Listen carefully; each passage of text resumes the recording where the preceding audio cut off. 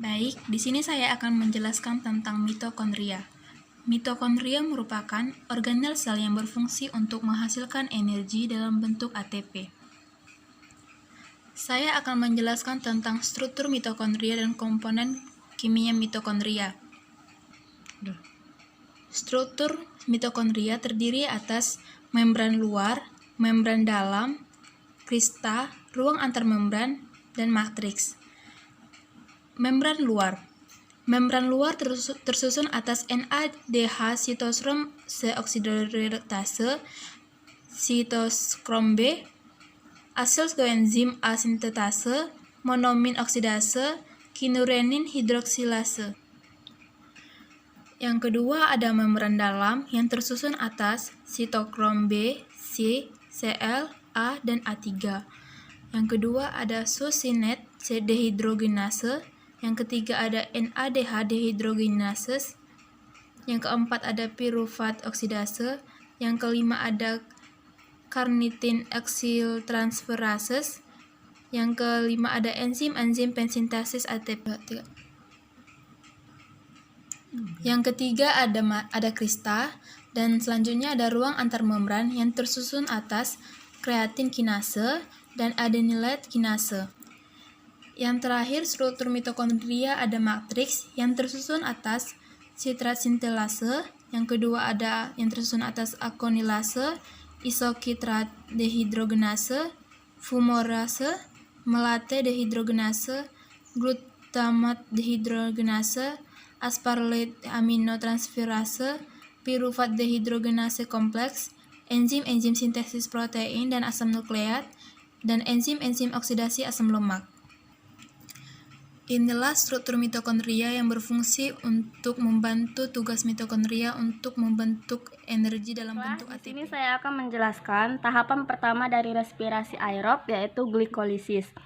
Glikolisis ini terjadi di sitosol yang terbagi menjadi 9 langkah yang mengubah satu molekul glukosa menjadi beberapa senyawa antara terlebih dahulu, dan pada langkah terakhir dari glikolisis ini yaitu terbentuknya 2 asam pirufat.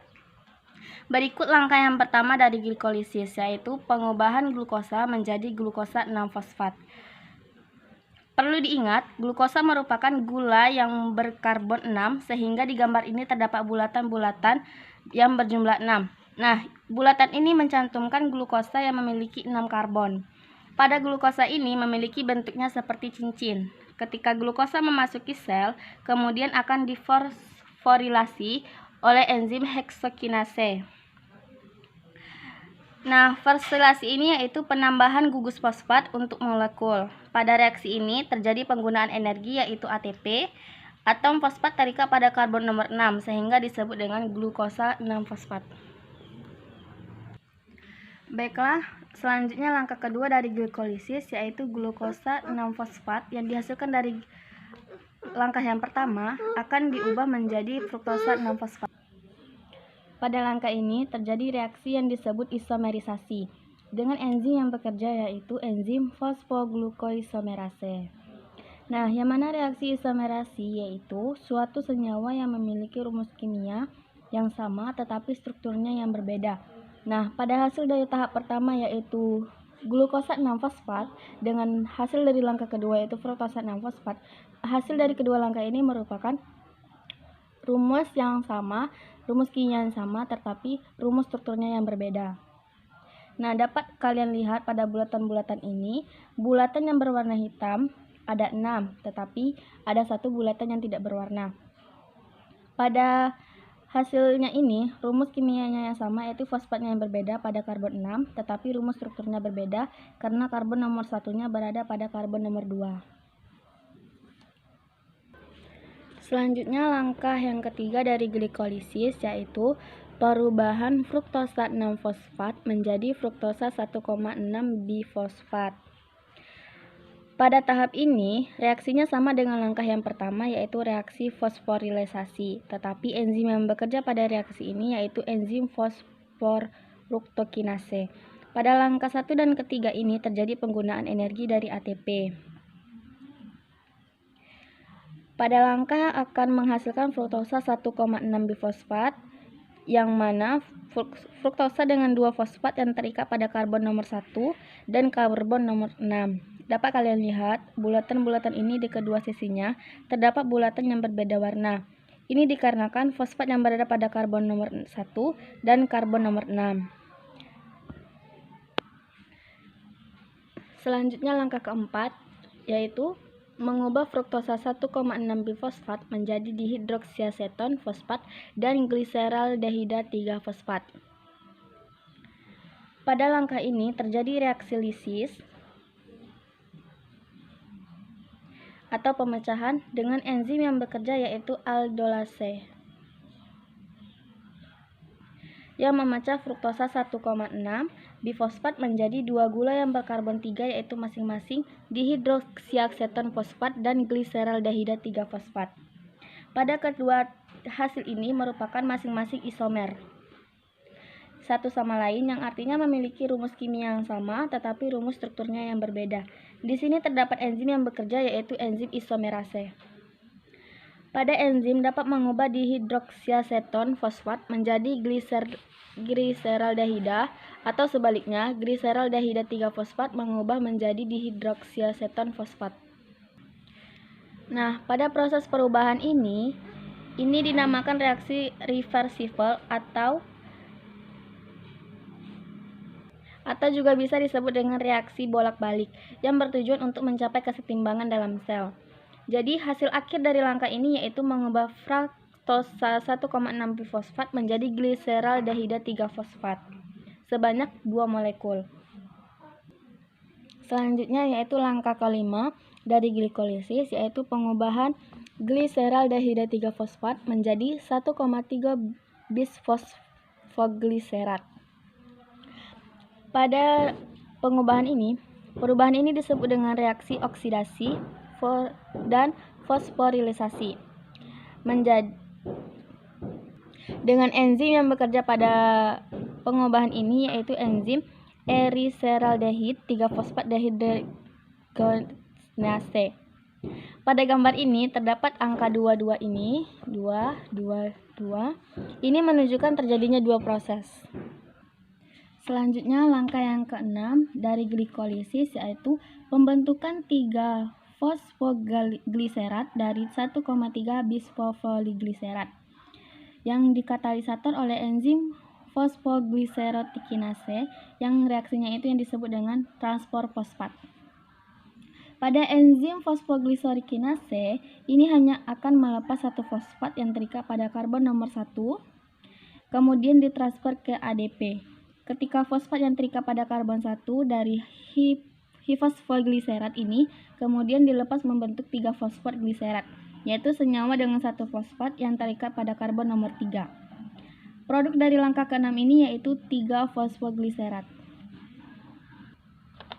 Selanjutnya langkah yang ke-7 yaitu pembentukan 3 fosfat gliserat menjadi 2 molekul 2 fosfogliserat. Pada langkah yang ke-7 ini terjadi relaksasi fosfat, sehingga reaksinya adalah isomer. Jadi hasil dari langkah yang ke-7 ini yaitu 2 fosfat fosfogliserat, yang mana gugus fosfat yang berikatan pada karbon nomor 2. Selanjutnya langkah yang ke-8 yaitu 2 fosfogliserat akan mengalami dehidrasi menjadi fosfoenopirufat. Perubahan ini dikatalisator oleh enzim enolase, yang mana reaksinya dinamakan dengan dehidrasi, yaitu terjadinya pelepasan molekul air. Nah, yang terakhir, langkah terakhir yaitu fosfoenolpirufat akan diubah menjadi pirufat. Fosfat yang berikatan dengan karbon nomor 2 akan menjadi 2 molekul pirufat, di mana perubahan ini dikatalisator oleh enzim pirufat kinase. Proses ini terjadi transfer gugus fosfat. Pada langkah ke-9 ini juga terjadi pelepasan energi dalam bentuk ATP. Dengan diferensfernya fosfat dari fosfoenolpirufat ini, sehingga terjadi perubahan struktur dari fosfoenolpirufat menjadi 2 molekul pirufat. Jadi, hasil akhir dari proses glikolisis yaitu terbentuknya 2 molekul asam pirufat. Selanjutnya, glukosa akan memasuki tahap selanjutnya yang akan dijelaskan oleh Dekarboksilasi oksidatif. Dekarboksilasi oksidatif merupakan tahap kedua dari respirasi aerob. Nah, sebelumnya kan tahap glikolisis, di mana tahap glikolisis ini terjadi di sitosol. Nah, tahap glikolisis dia mengubah satu molekul glukosa menjadi 2 asam piruvat. Jadi, pada dekarboksilasi oksidatif ini, satu molekul glukosa terjadi 2 proses dekarboksilasi oksidatif karena ada 2 yang terbentuk. Nah, ini adalah rumus struktur dari asam piruvat, di mana ia memiliki 3 atom C atau atom karbon. Prinsip dari dekarboksilasi oksidatif yaitu mengubah asam piruvat menjadi asetil koenzim A. Piruvat terbentuk di sitosol, kemudian masuk melalui protein transport menuju ke mitokondria. Lebih tepatnya terjadi di matriks mitokondria. Nah, reaksi yang pertama pada proses dekarboksilasi oksidatif yaitu melepas satu atom karbon dalam bentuk karbon dioksida. Nah, ini adalah dasar penamaan dari dekarboksilasi, di mana dekarboksilasi adalah reaksi yang menyebabkan hilangnya gugus karboksil dan melepaskan karbon dioksida. Struktur asam piruvat kan memiliki 3 atom C, 1, 2, 3. Jadi, yang dilepaskan itu adalah 1 atom karbon dan 2 atom oksigen. Setelah melepaskan karbon dioksida, berarti tersisa 2 atom karbon yang disebut gugus asetil. Nah, reaksi selanjutnya yaitu terjadi reaksi atau ikatan dengan koenzim sehingga terbentuk asetil koenzim A. Nah, dari proses asam piruvat menjadi asetil koenzim A itu terbentuk NADH, di mana NAD+ menjadi NADH. Jadi, kesimpulan dari dekarboksilasi oksidatif yaitu 2 asam piruvat itu diubah menjadi asetil koenzim A dan melepas karbon dioksida. Baiklah, selanjutnya adalah siklus Krebs. Siklus Krebs adalah siklus yang digunakan oleh organisme aerobik untuk menghasilkan energi, di mana hasil glikolisis tadi, yaitu berupa asam piruvat yang mempunyai 3 atom karbon, akan diubah menjadi asetil-CoA. Hal ini ditandai dengan kurangnya atom karbon dari asam piruvat menjadi 2 atom karbon. Asetil-CoA inilah yang akan digunakan untuk melakukan siklus Krebs. Ada 8 tahap pada siklus Krebs. 1. Pembentukan sitrat, yaitu di mana terjadi proses kondensasi asetil-CoA dengan oksaloasetat yang akan membentuk sitrat dengan enzim sitratsinase. Sitrat memiliki 6 atom karbon. Selanjutnya, kemudian sitrat akan diubah menjadi isositrat menjadi dengan bantuan enzim akosinase. Selanjutnya yaitu enzim dehidrogenase. Isositrat mampu mengubah isositrat menjadi alfa getoglutarat. Di sini terjadi pelepasan 1 atom karbon dari yang awalnya memiliki 6 atom karbon menjadi 5 atom karbon. Selanjutnya yaitu suksinil-CoA akan diubah menjadi suksinat. Yang dengan memiliki 4 atom karbon karena di sini mengalami pengurangan atom karbon juga. Energi yang dilepaskan digunakan untuk mengubah GDP. Energi yang dilepaskan untuk mengubah GDP guanosin difosfat dan fosfolisasi menjadi guanosin trifosfat atau GTP, dan GTP dapat digunakan untuk membuat ATP. Selanjutnya yaitu dari suksinat ini tadi yang memiliki 4 atom karbon akan dihasilkan menjadi fumarat. Ketika inilah FAD akan direduksi menjadi FADH2 maksud saya. Enzim suksinat dehidrogenase mengkatalis pemindahan 2H dari suksinat. Selanjutnya yaitu proses hidrasi. Proses ini menyebabkan terjadinya penambahan atom hidrogen.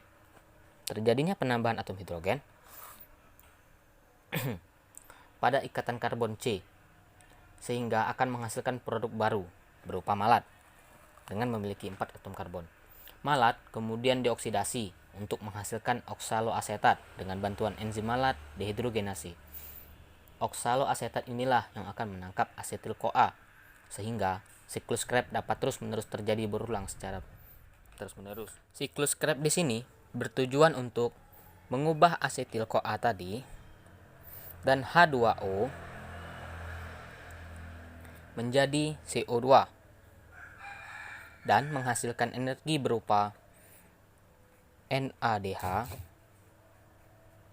ATP, dan FADH. Juga di sini hasil dari siklus Krebs berupa 9 ATP, yaitu 3 NAD+ sama dengan 9 ATP, FAD sama dengan 1 ATP, dan 1 ATP. Sekian penjelasan dari saya. Assalamualaikum warahmatullahi wabarakatuh. Perkenalkan, nama saya Titin Mukari, NIM RSA 1C 416004 dari kelas reguler C kelompok 2. Baiklah, di sini saya akan menjelaskan tentang transport elektron, yaitu tahapan keempat dari respirasi aerob. Di transport elektron ini nantinya FADH2 dan NADH hasil dari glikolisis dekarboksilasi oksidatif dan siklus Krebs akan diproses untuk jadi ATP. ATP merupakan molekul penyimpanan energi di mana nantinya akan digunakan oleh tubuh untuk melakukan berbagai macam aktivitas. Baiklah, langsung saja saya jelaskan transport elektron.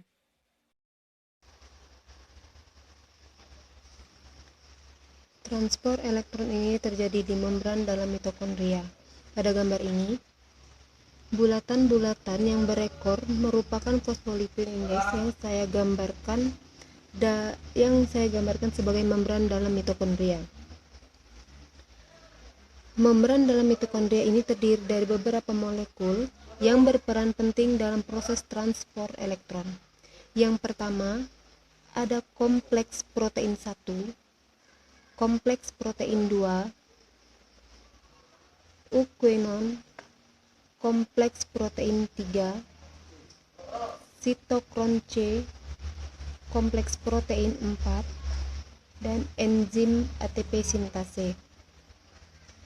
Molekul-molekul inilah yang akan berperan penting dalam proses transport elektron. Seperti yang saya jelaskan pertama tadi, bahwa transport elektron intinya adalah memproses FADH2 dan NADH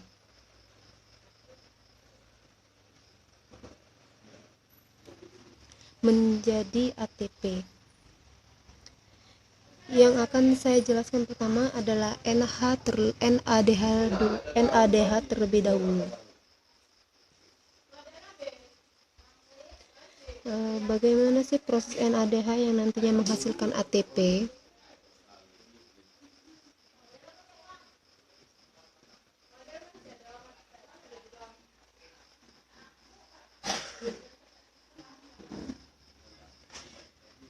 NADH yang dihasilkan glikolisis dekarboksilasi oksidatif dan siklus Krebs nantinya akan datang menuju membran dalam mitokondria, kemudian akan melepaskan elektronnya.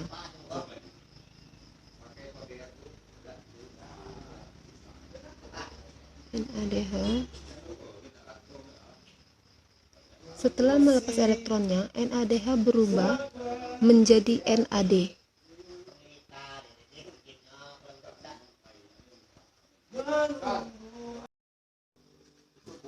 Elektron yang dilepaskan akan ditangkap oleh kompleks protein 1.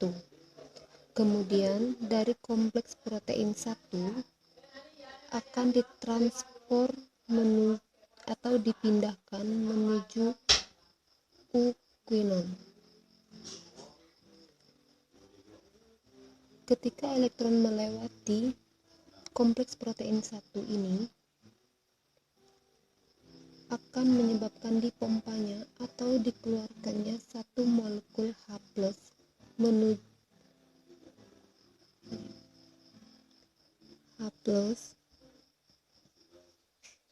menuju ruang antarmembran. Ini ruang antarmembran.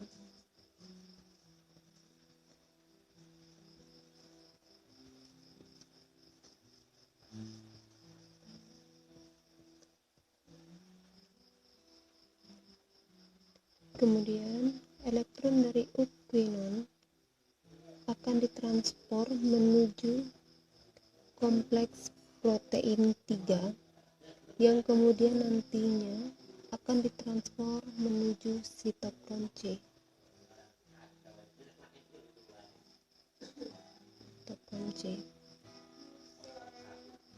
Ketika elektron melewati kompleks protein 3 juga menyebabkan dikeluarkannya H+.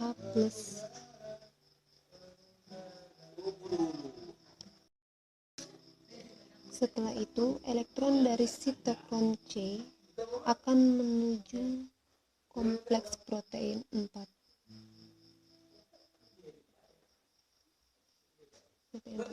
Saat elektron melewati kompleks protein 4 juga menyebabkan dikeluarkannya H+.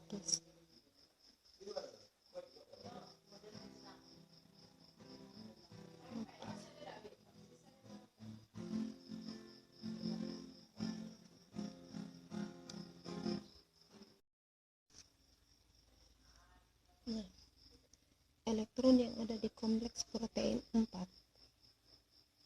juga akan ditransportasikan atau dipindahkan menuju penerima elektron terakhir, yaitu oksigen, yang nantinya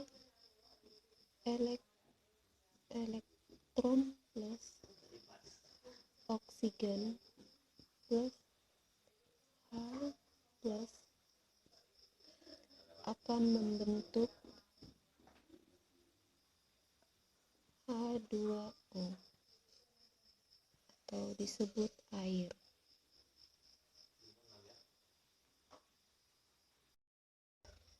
Oke, kita kembali ke H+ yang tadi dikeluarkan ketika elektron ini berpindah-pindah.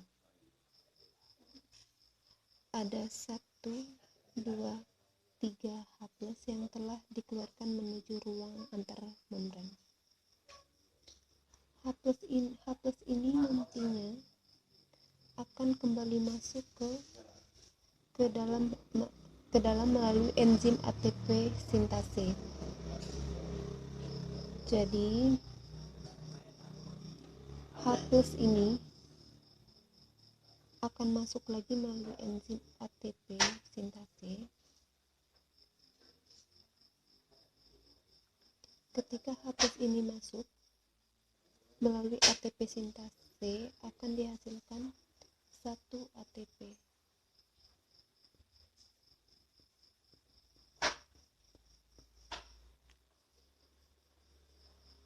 Jadi ketika H+ ini masuk ke dalam enzim ATP sintase, maka akan dihasilkan 1 ATP. Begitu juga pada H+1 lagi ini, jika masuk ke dalam ini maka dihasilkan 1 lagi ATP, masuk lagi akan dihasilkan kembali 1 ATP.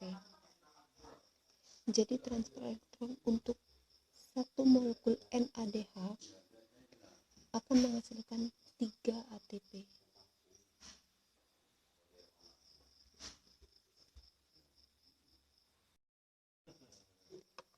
Sedangkan untuk FADH2, elektron terjadi diawali dari kompleks protein 2.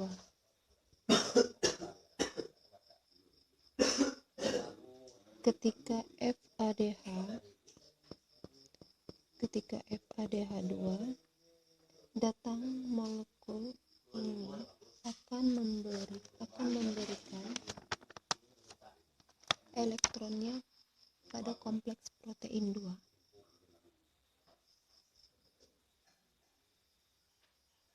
Sehingga FADH akan berubah menjadi FAD.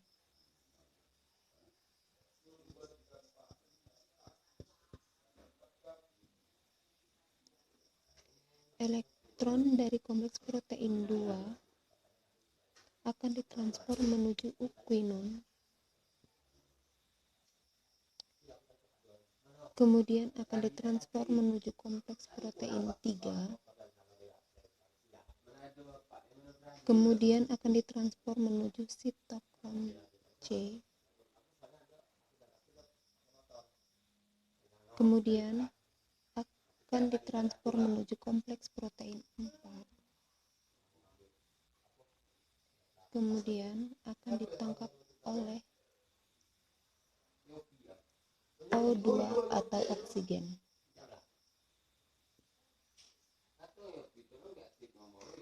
Dan membentuk H+H2O.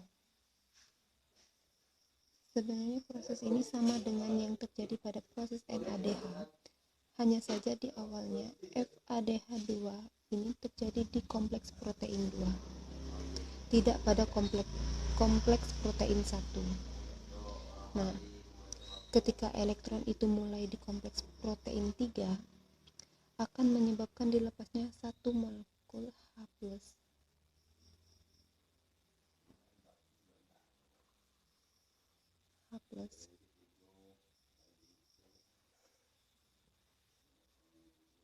Menuju ruang antar membran. Kemudian ketika elektron melewati kompleks protein 4, juga akan dilepaskannya satu molekul H+ menuju ruang antar membran.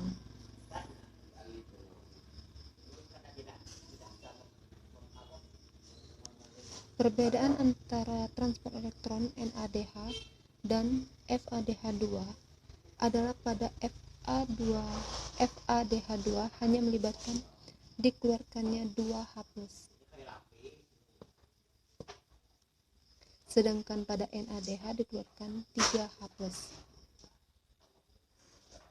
Oleh karena itu, ATP yang terbentuk ketika H+ ini dikembalikan melalui ATP sintase hanya 2 ATP,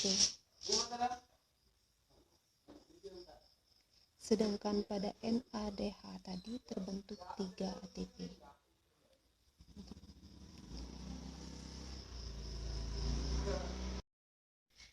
Demikianlah penjelasan yang dapat saya sampaikan. Apabila ada kesalahan atau kekurangan, saya mohon maaf. Wabillahi taufiq wal hidayah. Wassalamualaikum warahmatullahi wabarakatuh.